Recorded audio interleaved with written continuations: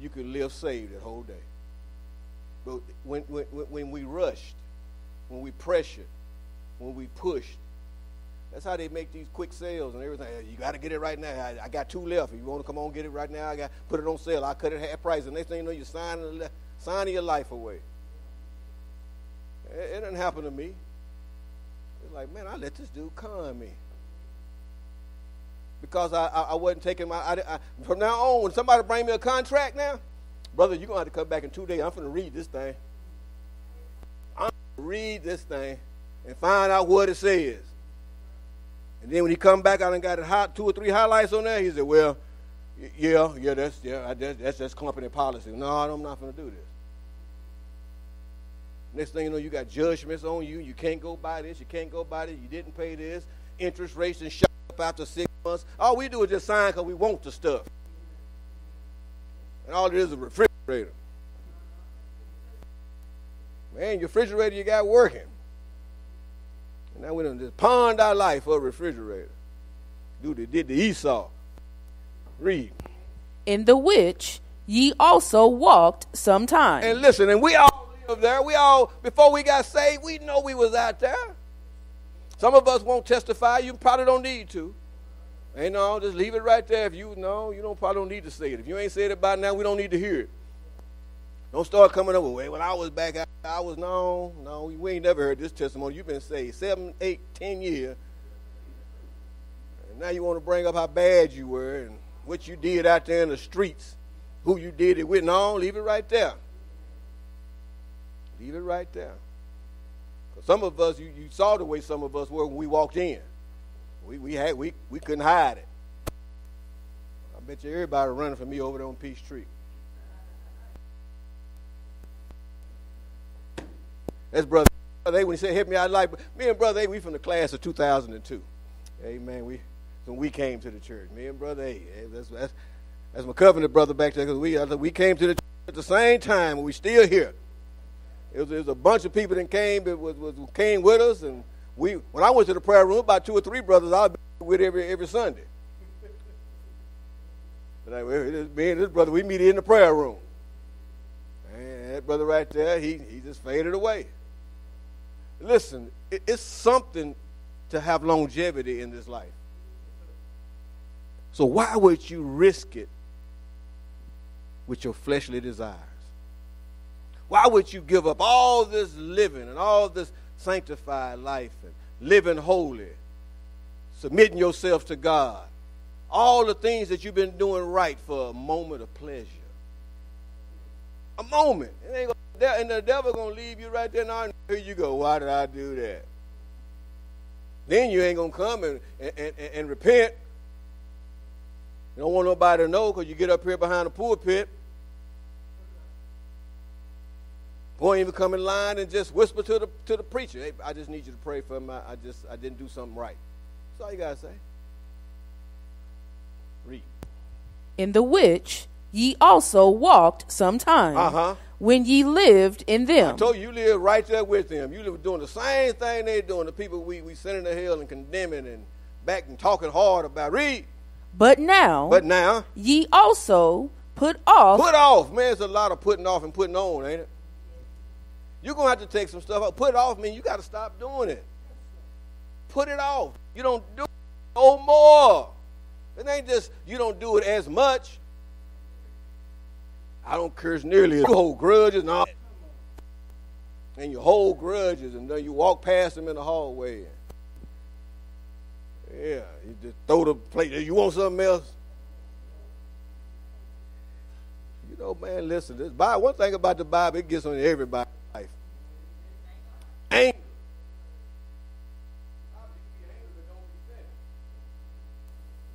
Read. Wrath. Your expression when you get mad, this is what I'm going to do. Don't let the sun go down on you. It's an immediate. When things happen, let's sit and iron it out. But if it's to a point where the other party don't want to talk about it, don't keep forcing the issue. You do as much as you can to make that thing right. You apologize and say, I apologize. I didn't mean it like that. I'm sorry that I did it and I said that. If they don't want to accept it at that time, don't get mad because they don't want to accept it. It's your part to apologize. That's what the Bible says. You can't be bringing your gifts to the altar and you got to alt with your brother and sister. Leave it. God said, I don't want your offering. Leave that thing. Go make that thing right. Go make it right. Then come back. Then we can, I have you shouting. Read. Malice. Oh, man. Read. Blasphemy. You know what blasphemy is. Read. Filthy communication out of your mouth. That's what them old part-time curses and all this old other stuff. Filthy communication, joke telling, and underskirts and undershirts. We can't say stuff like that and be sanctified. We can't be having certain cake have old bachelorette parties.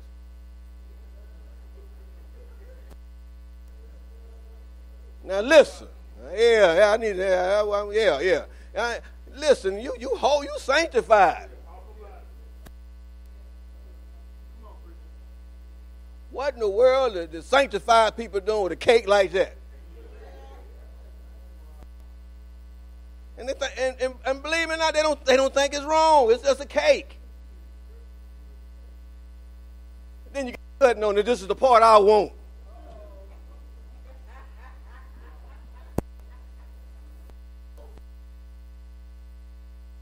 Somebody been to some of them parties. Church folk. We got people in the world that won't even do that. That's what Paul told him. Paul said, man, the people in the world don't even sleep with their father's wife. The children, the son ain't sleeping with his stepmama, but the people over in the church doing worldly stuff. Listen, I'm trying to tell you, you got to separate yourself. Hey, when that cake come out, I'm out of here. I ain't come to see that. Listen, that's pornography. Yeah, what it is. If it's on pictures, if somebody drew it, if it's a cake. Brothers, same thing. Got the other one on the other side. It's nasty. I don't want to eat no cake shaped like that.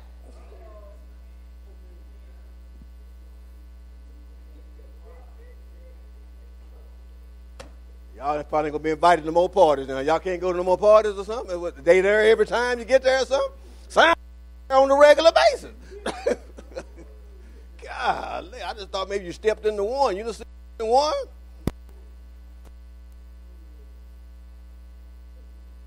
You got to protect yourself. I'm trying to tell you, then all of a sudden that thought in your mind, that cake, woo, that cake. Next thing you know, you Googling and seeing where you can get one. Where you can send it to the next party. Then you start Googling that, and all of a sudden something else come up. Then you going off on this trail.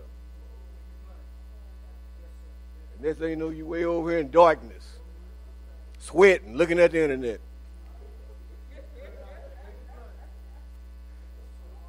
Somebody come in the room.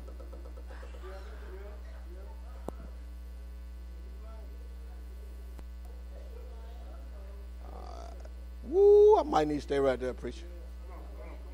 You got to be careful of how you let things creep in. It's subtle. The devil is subtle. Man, he's smooth. It's just a cake. That's all it is a cake. It's just a bachelorette party. That's what you do. So if you got the cake, you might well bring the strippers. Might well break out the drink. Fire up the dope. It started with the cake. I don't do that, but I'll wash that cake. Let's move on. Yeah, because I done lost amens and preach and brother, hey, give me one back there. Brother, I need an amen back there, brother. All right, brother. Appreciate you, brother. Appreciate you. Woo! I'm going to tell you right now, my wife make cakes. She ain't making y'all none of them cakes.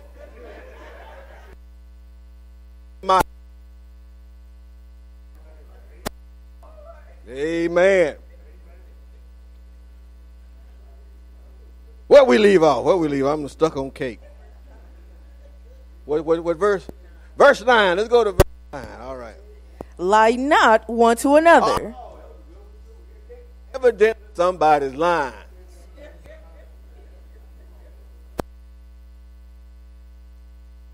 The deceitful spirit. You lying is trying to be conniving and just be true. You know what? You plead the fifth. I don't want to answer. You know, if people can't make you answer everything that they ask you. Listen, I'm not going now. I don't want to get into that conversation. Don't lie. Just tell me I don't want to get over. Now we don't need. Now let's stay right here where we are. I don't need to be moving on. Because people will refocus you. You have a conversation going. You're trying to iron things out with the spouse, and all of a sudden you done got over. How we get over here? But be truthful with whatever you say. We got to do it in truthfulness. Read. Seeing that ye have put off the old man with his deeds. Now the old man. You know, now you got to put off. We still putting off. And the deed. Woo-wee. Read. And have put on the new man. Now you got to put on something. When you take off something, you got to put on something. You got to put on something now. When something goes off, something got to come on.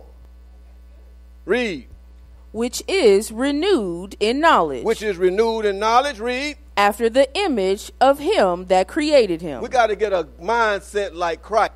When Christ put on holiness and he had baptized, Christ's mind is strictly to do the will of the Father.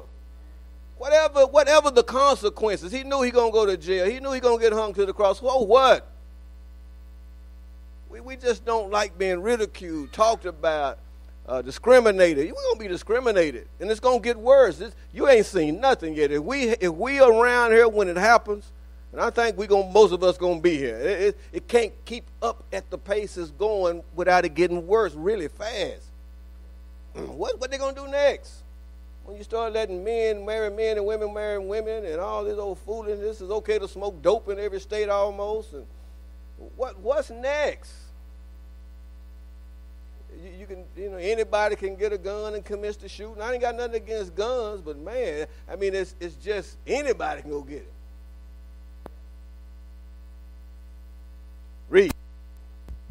Where there is neither Greek nor Jew, circumcision nor uncircumcision. There's no discrimination amongst the saved. When you save, you can be black or white. This is not a white man's religion or a black man's religion. And Sunday morning is the most segregated time in the United States is on a Sunday morning. It's still to a point where white people will refuse to be under a black ministry. You got a lot of black people going to the white churches. A lot of them. But you have very few whites come and be under a black pastor. Hey, the truth is the truth. That's just the way it is. And we pass this black and white thing. United States is still one of the most prejudiced racist countries in the world. And I tell you, it's the way they label us. When you have to be called an African American instead of just an American, we got a problem. Why come I just can't be an American like you an American? Why come I just cannot be just a straight American? I wasn't born in Africa. You wasn't, and your ancestors wasn't born over here. Why come you're not a European American? Scottish American, wherever you from. But we have to be still separated. They're going to constantly separate us. And that's why I'm black. I'm just black. I'm just black. You could be African American you want to. I think black is coming back anyway. I think people are kind of getting rid of this African American thing. Black. What's wrong being black? See, they got some of these new folk, they don't want to be black. Keep reading. Barbarian, Scythian, bond nor free, but Christ is all and in all. I'm telling you, Christ ain't worrying about what your nationality. Listen, people are getting saved all over the world.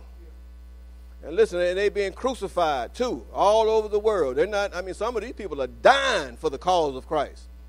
And we could freely serve them over here in William Church. Those people are walking miles and miles just to get a word. We got to call down the street. But we locked into that television. Football season starting, so I know we're going to. Football season. I saw it on the news yesterday. So we gonna lose a few. That's just the way it goes. That's just the way it goes. School starting back. A few days, so our children are finna get bombarded into the system. Well, the system is now. Listen, when we was in school, man, we got out of school. That was it. That was it. We went to school to learn. We didn't have a whole bunch of extra activities. If you was in the band or football, they didn't suck up your whole week. Especially your Sunday. I don't know how in the world that the school system took over Sunday. They have took over Sunday. And people use Saturday as a rest day. I'm just going to rest. When did God get his time? When do you come and serve God? When do you do the things for God? When you used to usher and you used to sing. And now it's all about the school system. The devil has a system. And he uses the world. And his system is subtle. I'm telling you, and all of a sudden, he does it on a real subtle, and all of a sudden it's just the norm. It's like, I don't even know when it happened. I don't even know when it started. All of a sudden, they going to school. They doing what on Sundays? I didn't know. I don't have children in school. See, when you don't have children in school, you don't know what the school system is doing. All of a sudden, it's just, oh, you shouldn't have did that. Humbleness of mind, long suffering. Listen, we got to start being long suffering with one another.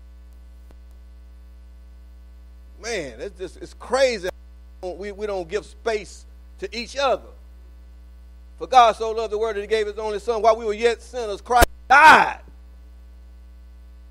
But when we get mad, we don't, hey, look, I'm mad. Listen, I don't want you to say nothing to me. Mess around and unfriend you. Boy, unfriending will cause more of a war than anything nowadays. You didn't answer. You used to like everything I post. Now you ain't liking nothing. How did this become a relationship? Facebook has become the norm of relationships. Woo! One more verse. I didn't mean to be here this long. Read. Forbearing one another. I told you, forbearing, giving space. Read. And forgiving one another. And forgiving one another. People just ain't did that much to you. You can't forgive them. Nobody kidnapped your child.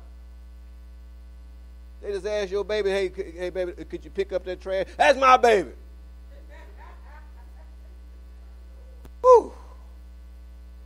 I just asked your baby to pick up the trash. That's all I asked your baby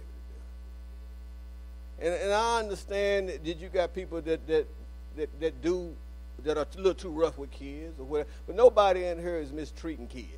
I've looked around and I know most of us have had children. They're adults now, and we would have raised them or whatever's going on. But this is not the type of that you have to, that you jump on people about your children. I understand that you want to protect your babies and all that, but let's make sure that we don't get out of hand when it comes to your baby. It takes a village to raise a child. Some things you're not see. Some things your baby, we trying to keep your baby out of danger. Hey, don't stick that in that plug. My baby, leave my baby alone. Your baby over there just frying.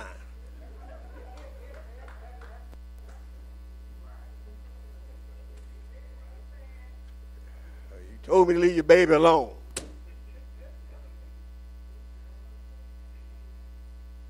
Listen, we're looking out for each other around here. Amen?